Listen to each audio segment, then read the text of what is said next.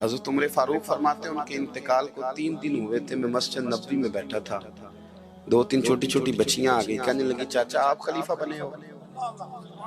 میں نے کہا پتر میں بناؤں؟ تو کہنے لگی چلیں پھر عصر کے بعد ابو بکر صدیق ہمارے گھر جاتے تھے۔ میں نے کہا پتر آپ کے گھر کیا ہے؟ کہنے لگی ابا فوت ہو گئے، بھائی کوئی نہیں، ہم نے نا بکریاں رکھی ہوئی ہیں، وہ روز عصر کے بعد آتے تھے، بکریوں کا دودھ دھو کے ہمیں دے جاتے تھے، کچھ پی لیتی تھی، کچھ بیچ کے گزارا کر لیتی۔ 3 دن ہو گئے، میری ماں روتی ہے، بہنیں روتی ہیں، کون آئے گا؟ چاچا چلو گے؟ تو حضرت عمر کی تو داڑھی بھر گئی آنسوں سے، چادر اٹھا کے کندھے پہ رکھی، بیٹیاں آگے آگے، عمر پیچھے پیچھے۔ ایک صحابی رستے میں ملے، عمر کہاں جا رہے ہو روتے ہوئے؟ عمر اور روئے، کہنے لگے یار کیا بتاؤں، ابو بکر صدیق رستہ بڑا مشکل کر گیا میرے لیے، اس کے رستوں پہ چلنا اتنا کٹھن ہے، اتنا مشکل ہے۔ بھئی کچھ ضروری ہے کہ 2 لاکھ روپے ہی کسی کو دیں گے تو خدمت ہوگی؟ تو کسی کا آٹا ہی پسوا دے، جا کسی کو جا کے شہر سے دوائی لا کے دے دے، کوئی تو ڈیوٹی کرنا، یہ ہمیں حضرت ابو بکر صدیق نے سکھایا۔ تو کچھ نہیں کر سکتا تو مسجد میں جھاڑو تو دینا، میرے بھائی کچھ تو۔ آپ اس محفل کا مہمان خصوصی کون ہے؟ میں تو آیا ہوں چلا جاؤں گا۔ اس محفل کا مہمان خصوصی وہ ہے جس نے محفل سے پہلے یہاں جھاڑو دیا، جس نے یہاں دریاں بچھائیں، اس کی فوٹو بھی نہیں آنی بچاری، وہ شاید پیچھے رہے، بڑے خاص لوگ ہوتے ہیں، کیمرے کی آنکھ انہیں دیکھے نہ دیکھے، رب و رسول انہیں دیکھتے ہیں، اللہ رسول کی یہ نگاہ کرم میں رہتے ہیں۔ حضرت ابو بکر صدیق رضی اللہ تعالیٰ عنہ نے نیکی کی، خیر کے اہداف طے کیے، اس ہدف پر انہوں نے زندگی گزاری۔ تیسری بات، انہوں نے نا اپنا مال خرچ کیا اسلام کے لیے، اپنا کمایا ہوا مال خرچ کرنا خاصا مشکل کام ہے، آسان نہیں ہوتا، اور اگر آپ نے جائز طریقے سے مشقت کے ساتھ پیسہ کمایا تو خاصا مشکل لگتا ہے اس کو خرچ کرنا۔ حضرت ابو بکر صدیق رضی اللہ تعالیٰ عنہ نے مال خرچ کیا، اور کس طرح خرچ کیا کہ جب جب حضور نے اشارہ کیا، جب اشارہ کیا، مسجد نبی بننے کی بات آئی تب بھی خرچ کیا، جہاد کی بات آئی تب بھی خرچ کیا، حالات اوپر نیچے ہوتے رہتے ہیں۔ جنگ میں حضور نے اعلان کیا تو حالات کچھ زیادہ مؤثر نہیں تھے صدیق اکبر کے، تو حضرت عمر کہتے ہیں اس دن میں نے سوچا آج میں نے آگے گزارنا، تو میں آدھا مال لے آیا گھر سے۔ کتنا؟ زکوٰۃ کتنے فیصد ہے؟ بول کے بتائیں، جوان کیوں نہیں بولتے؟ کتنے فیصد؟ زکوٰۃ 2.5% ہے، 2.5%، 100 میں سے 2.5 روپے۔ حضرت عمر کتنے لے آئے؟ 50 روپے 100 میں سے۔ یہ بڑا مشکل کام ہے، 2.5% دیتے ہیں تو لوگ کئی حساب کرتے ہیں، اور 50% یعنی آدھے پیسوں کو تھوڑا نہ سمجھیں آپ۔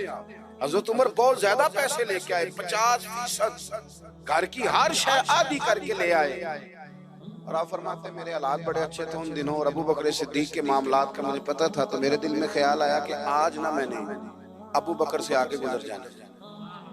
کہتے ہیں جا کے میں نے مال رکھا، اتنی دیر میں صدیق اکبر بھی آ گئے۔ کہتے ہیں جواب تو چلو جو ہونے تھے وہ ہونے ہی تھے، حضور نے جو دونوں سے سوال پوچھے نا، ان سوال ہی بڑے انفرادی تھے۔ مجھ سے حضور نے پوچھا کیا لے کے آئے ہو؟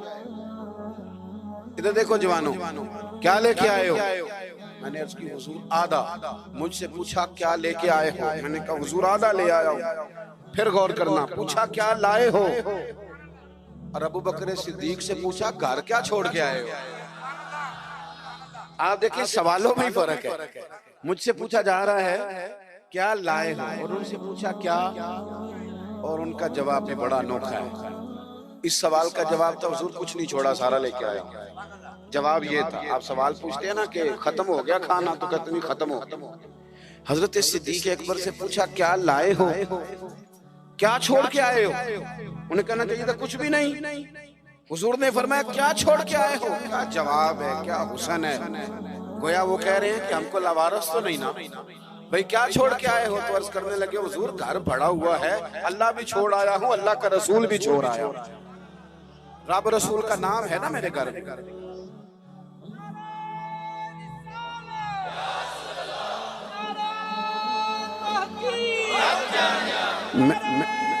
سنیں فرماتے میں نا اللہ اور اس کے رسول، او بھائی ہمارے گھروں میں سارا کچھ ہے آج کل، اللہ رسول کا نام نہیں، معاذ وہ کیا کہہ رہے تھے؟ جھاڑو پھیر کے ہر شے لے آیا، پر گھر میں اللہ رسول کا نام، اللہ رسول کا ذکر میرے گھر میں ہے۔ تو آپ نے کبھی کسی کتاب میں یہ پڑھا ہے یا کسی عالم نے بتایا ہے کہ اس کے بعد حضرت صدیق اکبر معاذ اللہ کنگال ہو گئے؟ وہ تو پھر مالا مال تھے، اس کے بعد بھی کئی دفعہ دیا۔ وہ سبق بتا رہے ہیں، سبق ہمیں کہ رب رسول کے نام پہ سارا کچھ بھی لٹا دو گے نا تو گھر میں اللہ رسول کا نام ہونا چاہیے، بڑی برکتیں اللہ عطا فرمائے۔ ہم نے نا دولت تجوریوں میں بھر کے رکھی ہے، جو اصل دولت تھی اللہ رسول کا ذکر، اس سے ہم تھوڑے سے پیچھے۔ اب حدیث پاک سنیں، ہر بندہ حضرت صدیق اکبر کی عظمت بیان کرے گا اپنے علم کے مطابق، فہم کے مطابق، لیکن ان کی شان تک کون پہنچ سکتا ہے؟ حضرت ابوبکر صدیق رضی اللہ تعالیٰ عنہ کی شان میں بڑی حدیثیں ہیں، لیکن میں اس حدیث پہ آ کے ٹھہر جاتا ہوں، طبیعت جم جاتی ہے کہ یار یہ کیا معاملہ ہے۔ نبی پاک علیہ السلام نے فرمایا، لوگوں میرے پاس جس کے بھی پیسے آئے ہیں نا میں نے امانت سمجھ کے خرچ کیے، لیکن جب ابوبکر صدیق کے پیسے آئے میں نے اپنے سمجھ کے خرچ کیے، اپنے سمجھ، فکر کوئی نہیں، جہاں مرضی لگا، اپنے سمجھ کے خرچ۔ آخری باتیں آپ کی خدمت میں عرض کر رہا ہوں۔ ایک تو پہلے صاحب سے عرض کیا کہ سچ سچ ہی ہوتا ہے، حق وہ حالات دیکھ کے نہیں بولنا، وہ ضمیر کی آواز سن کے بولنا۔ دوسری بات، ہدف طے کریں نیکی کا، یہ کام میں نے کرنے، آپ ہدف طے کریں، اللہ مدد کرے۔ تیسری بات میرے عزیز، حضرت ابوبکر صدیق نے مال خرچ کیا۔ مال جو ہے نا، نبی پاک علیہ السلام نے فرمایا، اعلیٰ حضرت نے فتاوی رضویہ میں حدیث لکھی ہے کہ آخری دور میں دین کا کام بھی درہم و دینار سے ہوگا، پیسوں سے کام ہوگا۔ آپ کو ادارے بنانے ہیں، مساجد بنانی ہیں، کتابیں چھپوانی ہیں، تو کس طرح چھپیں؟ اپنا مال ہم نے یہ ذمہ دے دیا امیروں کو کہ امیر خرچ کریں گے، حالانکہ ہم نے وہ حدیثیں نہیں پڑھی کہ ایک صحابی کلو کھجورے لے کے آ گئے اور مسجد نبوی میں مال کا ڈھیر لگا ہوا تھا، تو حضور نے فرمایا یہ کلو کھجورے نا سارے مال کے اوپر بکھیر دو، جتنا سب کو ثواب ملے گا اتنا اسے 1 کلو والے کو ملے گا۔ تو ہم نا وہ ذوق نہیں پیدا کر پا رہے کہ 10 روپے کی اللہ رسول کی نظر میں اخلاص والے 10 روپے کی بڑی قدر، ہم سوچتے ہیں کہ وہ نا سارا کچھ چودھری صاحب ہی آ کے کریں گے، حالانکہ برکت والا جو مال ہوتا ہے اس میں بڑی خیر ہوتی ہے۔ آخری بات جو بڑی ضروری ہے اس پر غور کریں، فیصلے زندگی میں جب بھی کریں انصاف پر مبنی کریں، محبت دیکھ کے فیصلہ نہ کریں۔ محبت اور ہوتی ہے، قابلیت اور ہوتی ہے۔ مجھے پر ہونا یہ فطری بات ہے، لیکن اس کا قابل ہونا یہ ایک الگ بات۔ ہر باپ کو اپنے بیٹے بیٹی سے محبت ہوتی ہے، یہ فطری تقاضا ہے، لیکن وہ قابل بھی ہو یہ ضروری نہیں ہوتا۔ حضرت صدیق اکبر کے اپنے بیٹے موجود تھے، وہ جاتے وقت کسی کو بھی خلیفہ بنا دیتے، موجود تھی ان کی اولاد، مسلمان تھی، کلمہ پڑھتی تھی، صحابی تھے، 4 نسلیں صحابی حضرت صدیق بنا سکتے تھے نا۔ اور حضرت عمر نے تو کبھی ایسا نہیں کیا کہ تحفے بھیجے ہوں، دوستی بڑھائی ہو، بلکہ وہ تو کہتے ہیں کہ ہماری تو نیکیوں میں آگے گزرنے کی دوڑ ہی لگی رہی ساری، معاملہ دوڑ میں رہا۔ لیکن حضرت ابوبکر کا فیصلہ دیکھیں، جب وقت وصال آیا تو آپ نے فرمایا عمر کو بلاؤ، ساری چیزیں، وصیتیں، نصیحتیں کی، سب کچھ حضرت عمر کے سپرد کیا۔ لوگوں نے کہا کہ ابوبکر صدیق یہ تو بڑے سخت آدمی ہیں، آپ ایک سخت گیر آدمی کو بنا کے جا رہے ہیں۔ تو نبی پاک صلی اللہ علیہ وسلم کے غلام نے کیا جواب دیا؟ فرمانے لگے میں اس وقت دنیا سے جا رہا ہوں، اس موقع پہ بڑا جھوٹا آدمی بھی سچ بولنے لگا، میں جب اللہ رسول کی بارگاہ میں جاؤں گا تو مجھ سے پوچھا جائے گا کہ امت کے بارے میں کیا فیصلہ کر کے آئے ہو، تو میں کہوں گا امت میں جو سب سے بہترین تھا اسے امت کا سربراہ بنا کے آیا۔ ہم لوگوں نے نا فیصلے میرٹ میں نہیں کیے کبھی، الیکشن ہو رہے ہیں، فلاں کام ہو رہا ہے، ووٹ کس کو دینا ہے، کہتے ہیں ساری برادری ادھر۔ اب برادری کو چھوڑیں، یہ بتائیں سچ کدھر ہے، حقیقت کدھر ہے؟ وہ کسی اور برادری کا بندہ الیکشن لڑ رہا ہے تو وہ بندہ اگر ٹھیک ہے تو ٹھیک ہے، پھر آپ برادری نہ دیکھیں، پھر تو شخص دیکھیں کہ وہ صحیح جا رہا ہے۔ حضرت عمر کے فیصلے ہمیشہ میرٹ ہے، حضرت ابوبکر کے فیصلے ہمیشہ میرٹ ہے، حضرت عثمان غنی، مولا علی شیر خدا، ان لوگوں کے فیصلے ہمیشہ حق کی بنیاد۔ حضرت عمر کو بنا کے گئے. میں نے دوستوں سے کہا تھا اس سال، میں نے کہا تھا کہ حضرت عمر کے حالات پر زیادہ کتابیں ہیں، ان کے واقعات زیادہ ہیں، چونکہ انہیں وقت زیادہ ملا نا 10-11 سال. حضرت ابوبکر صدیق کو تو 2 سال ملے، لیکن ان کی خلافت کو مضبوط حضرت ابوبکر صدیق نے کیا. سارے فتنوں کا سر کچل کے خلافت سجا سوار کے حضرت عمر کو دی.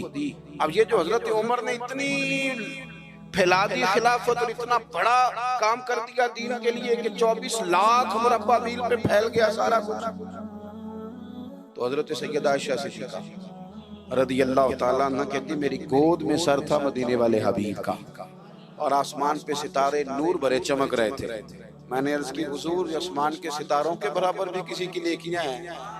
اب حضرت عائشہ کا عقیدہ بھی سمجھے، انہیں پتہ ہے کہ نبی کریم کو پتہ ہے کہ آسمان پہ ستارے گرے، اور کوئی امتی چھپ کے بھی نیکی کرے تو حضرت عائشہ جانتی ہیں کہ اس نیکی کو بھی مدینے والے جانتے ہیں. کہا کسی کی اتنی نیکیاں بھی ہیں جتنے آسمان پہ ستارے ہیں؟ تو حضور نے فرمایا ہے نا. حضرت عائشہ بڑے تجسس میں تھی، خیال تھا شاید میرے والد کا نام لے. کس کی؟ تو حضور نے فرمایا فاروق اعظم. بیٹیوں کا باپ سے پیار، تو کہتے میں نے فوراً عرض کی حضور میرے والد کا کیا حال ہے، ان کا بھی تو عالم بتائیں نا.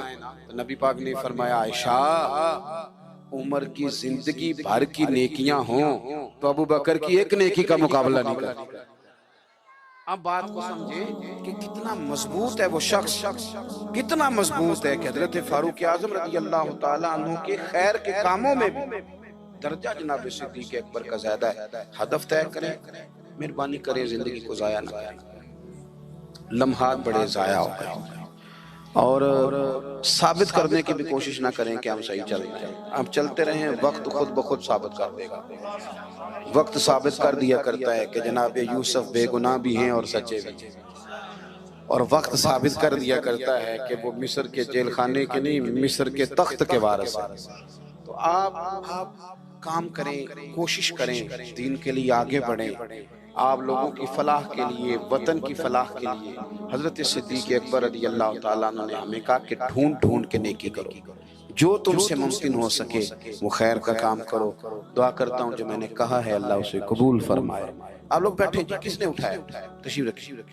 اور جہاں ہم گفتگو کے دوران بھول گئے اللہ ہمیں معاف کرے. محفلیں ہوتی ہیں نظریات کی، سرکار کے نام کی، شخصیات کی نہیں ہوتی. یہ محفل میرے نام کی نہیں، حضرت صدیق اکبر کے نام کی. تو میں نے جیسے عرض کیا کہ مسافر ہیں. اور اگر آپ نے ابھی تک ہمارا چینل سبسکرائب نہیں کیا تو فوراً سبسکرائب کیجئے، ساتھ ہی بیل آئیکن پر کلک کریں تاکہ مزید آنے والی ویڈیو ہیں وہ آپ کو وقت پر ملتی رہیں. اللہ حافظ.